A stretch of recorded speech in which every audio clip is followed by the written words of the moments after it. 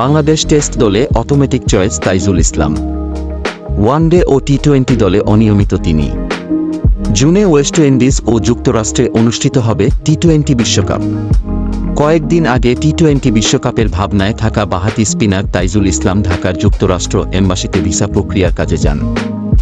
Bangladesh cricket বোর্ডের BCB একটি সূত্র জানিয়েছে, লিগামেন্টের চোটে পড়েছেন তাইজুল। শ্রীলঙ্কার বিপক্ষে 2 টেস্টে চোট নিয়েই খেলেছেন তিনি। চোটের কারণে অন্তত 3 মাস তাকে মাঠের বাইরে থাকতে হতে পারে।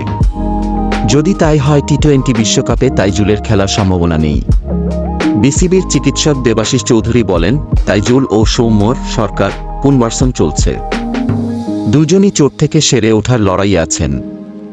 ঈদের পর ফিটনেস পরীক্ষা দেবেন তারা। এরপরই বুঝতে পারব চোট কতখানি গুরুতর। শ্রীলঙ্কার বিপক্ষে ওয়ানডে সিরিজে বাঁ পায়ে চোট পান সৌম্য।